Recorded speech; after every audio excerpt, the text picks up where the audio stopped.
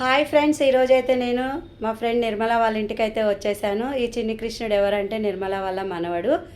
Friends అందరం కలిసి ఈరోజు గోరంటాకు పెట్టుకుందామని డిసైడ్ అయ్యాము. చూడండి, ఫ్రెండ్స్ అందరు వచ్చేసారు. ఎంత చక్కగా ఎంజాయ్ చేసామో చూసేయండి.